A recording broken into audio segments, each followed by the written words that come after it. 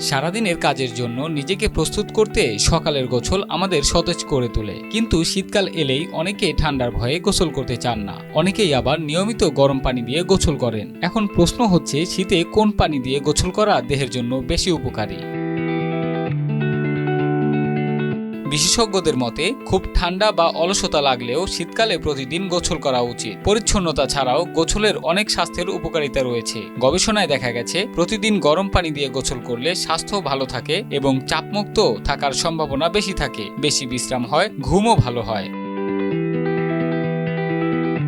ডায়াবেটিসে আক্রান্তদের জন্য শীতকালে গরম পানিতে গোসল করা খুবই উপকারী বলে জানিয়েছেন বিশেষজ্ঞরা। তাদের মতে নিয়মিত গরম পানিতে গোসল করলে রক্তের শর্করার মাত্রা সঠিক থাকে, এর পাশাপাশি ক্যালোরি কমাতেও সাহায্য করে। সমীক্ষায় দেখা গেছে 30 মিনিট হাঁটার পর যে পরিমাণ ক্যালোরি আমাদের শরীর থেকে ধ্বংস হতে পারে, সেই একই পরিমাণ ক্যালোরি ধ্বংস হচ্ছে দিনে একবার গরম পানি দিয়ে গোসলের ফলে।